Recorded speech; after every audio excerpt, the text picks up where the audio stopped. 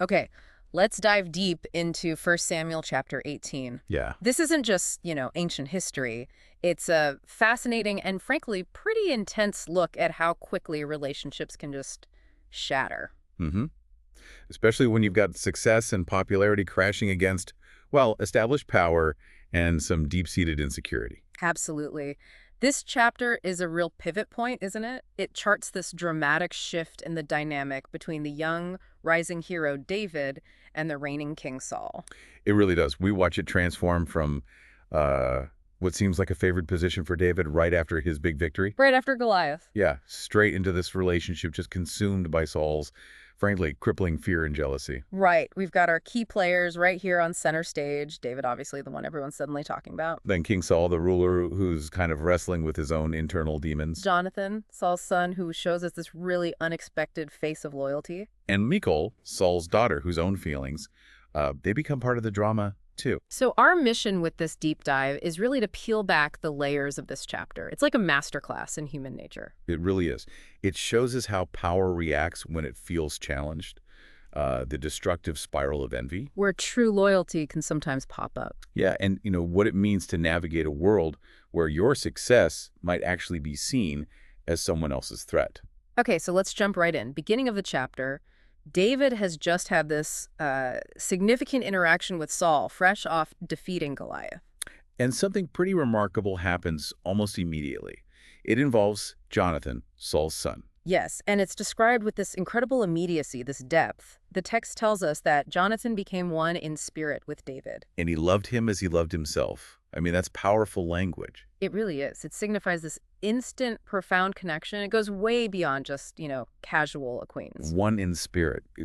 It suggests this deep resonance, right? Right. A recognition of something shared, maybe, or complementary between them. It's not just a feeling for Jonathan. He acts on it. He makes a covenant with David. Mm-hmm.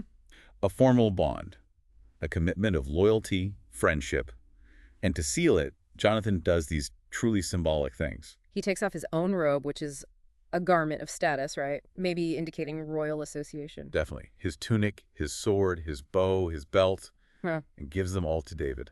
These aren't just like little tokens. These are symbols of his identity, his authority as probably the heir apparent. His military gear. Yeah. By giving them to David, Jonathan is essentially acknowledging David's status, his worthiness, maybe even symbolically sharing his own position, his future with him. It's a really striking act of generosity and commitment, especially when you think about the context about his own father. Precisely. And this deep bond between Jonathan and David, it stands in such stark contrast to the tension that just rapidly builds between David and King Saul. So David's brought into Saul's court, into the military structure, and the text is clear. Whatever Saul sent him to do, David did it so successfully. That Saul gave him a high rank in the army. Right. David wasn't just competent, he excelled. Effective, a natural leader, a warrior. And success wasn't just noticed at the top. It says his success pleased all the people, and Saul's officers as well. So he was popular, widely respected, which sets the stage perfectly for, well, the turning point. Ah, yes, the turning point. It arrives with the return from battle. The men are coming home victorious. And the women come out from all the towns singing, dancing, celebrating the victory. They're praising King Saul, as is fitting.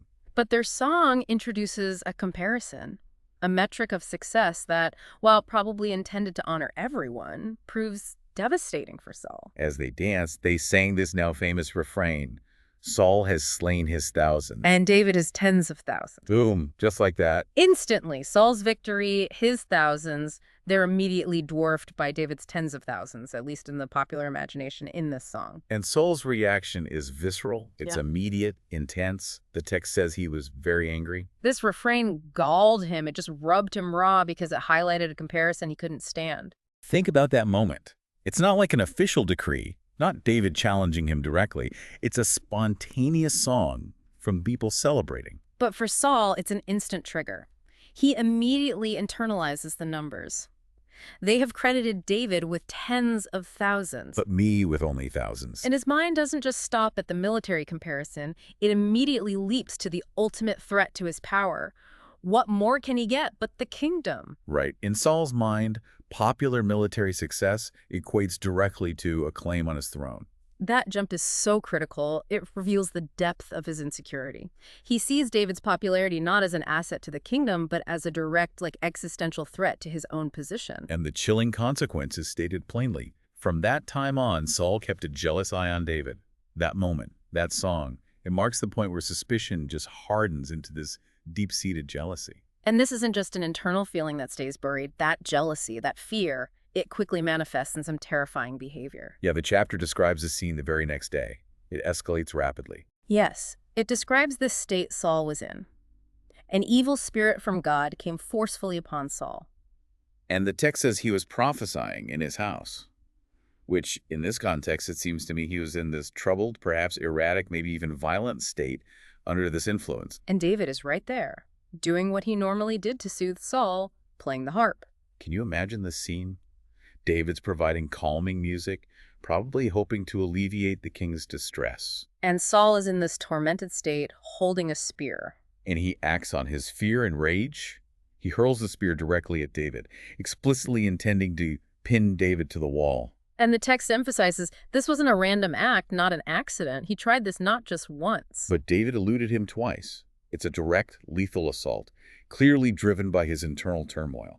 It's such a stark depiction of how quickly jealousy can turn murderous. And the narrative gives us the clear, explicit reason for Saul's fear, tying it back to that divine dimension we mentioned earlier. Right.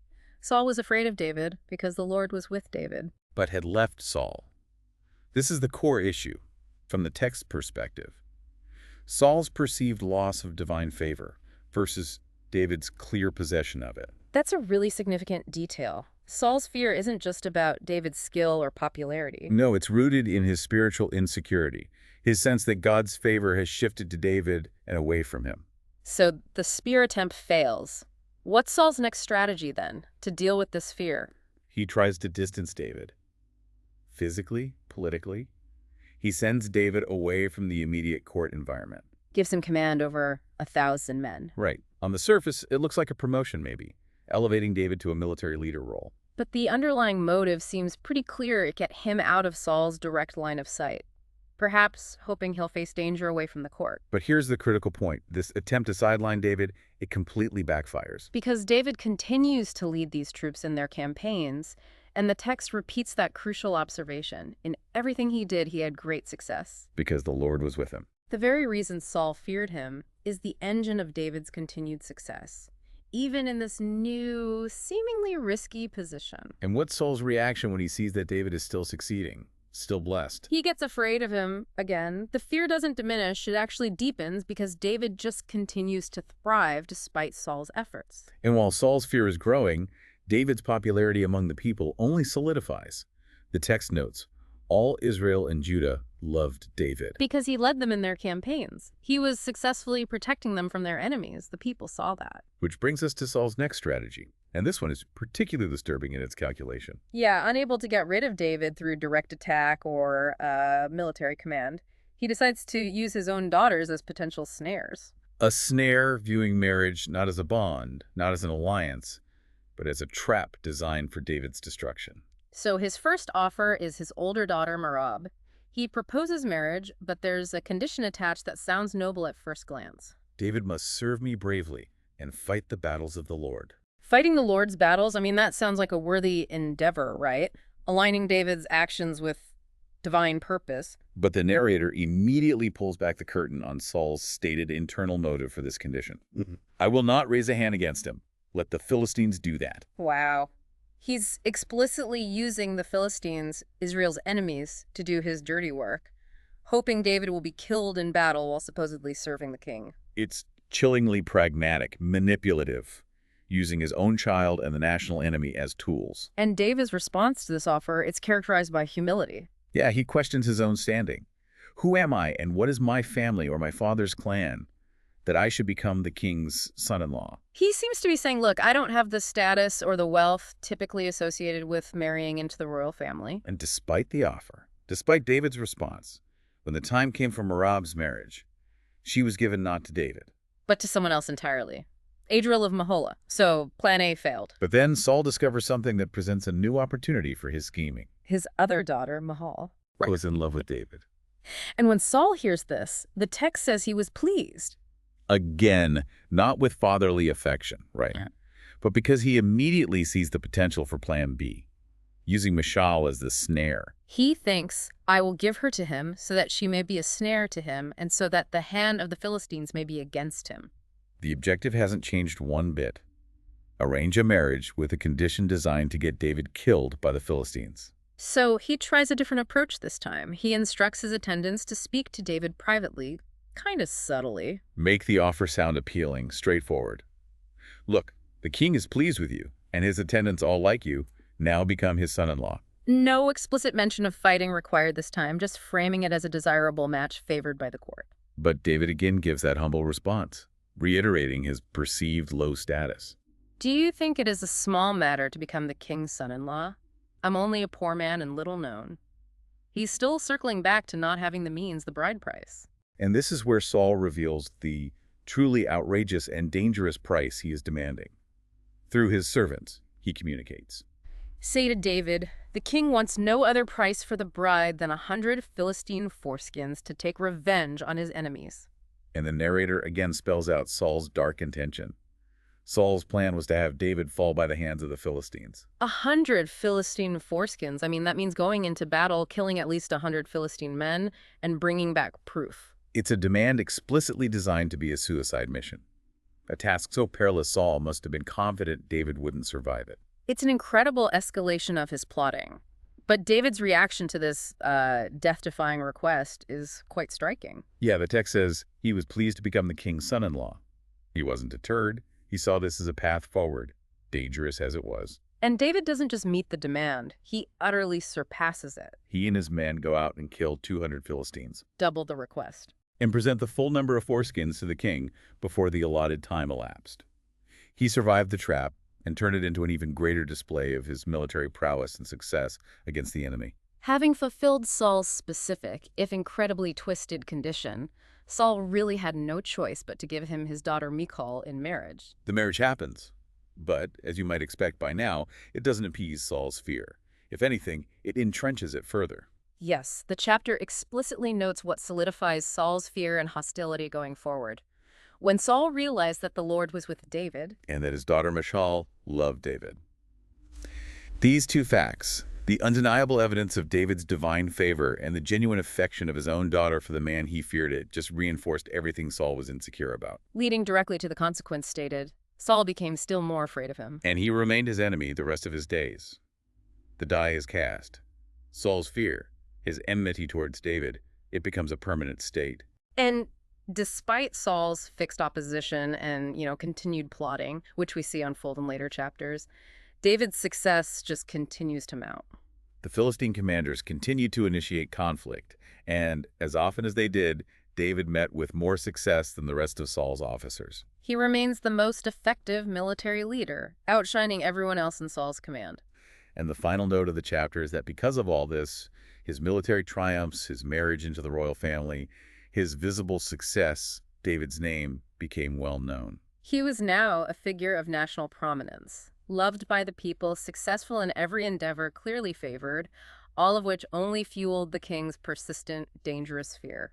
So if we take a step back from the narrative and just look at what this chapter unpacks about human dynamics, what really stands out? Well, you see almost instantly how popular acclaim and personal success, even when you're just diligently doing what you're tasked with, can just shatter existing relationships.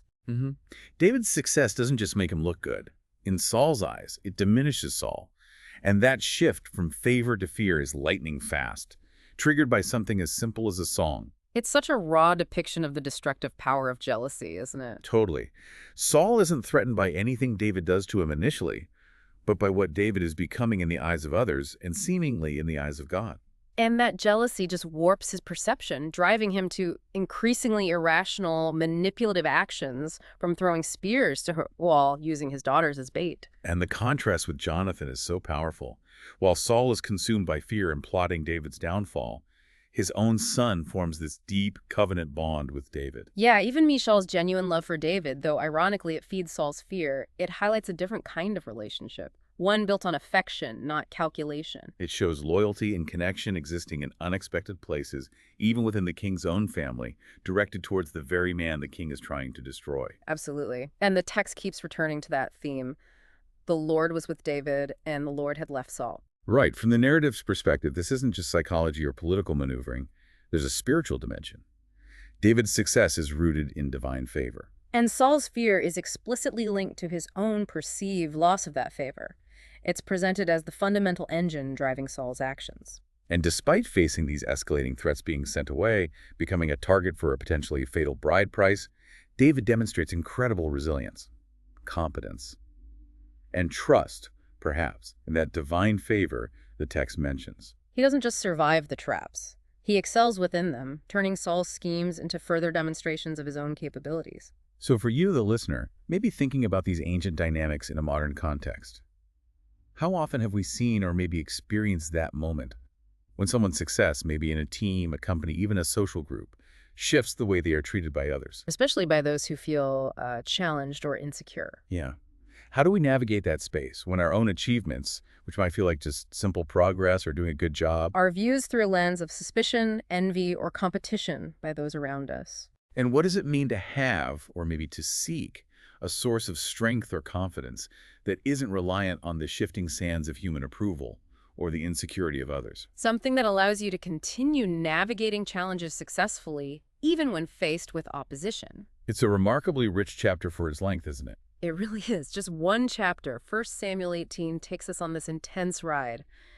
Through the birth of deep loyalty, the explosive nature of envy, the manipulative use of power. And the resilience of a young man navigating a world that suddenly wants to tear him down, all set against this backdrop of shifting spiritual favor. From Jonathan giving away the symbols of his potential future, to Saul desperately hurling spears and designing these deadly marriage traps. It's a powerful, timeless story about the best and, well, the worst of human behavior when power, success, and fear collide. So maybe a final thought to leave you with. Consider how often fear, rather than the actual external threat, becomes the most dangerous enemy. Yet consuming the person experiencing it, driving their destructive actions, and ultimately often proving to be their own undoing. It's a pattern we see vividly here, and perhaps one that resonates even in the world we live in today.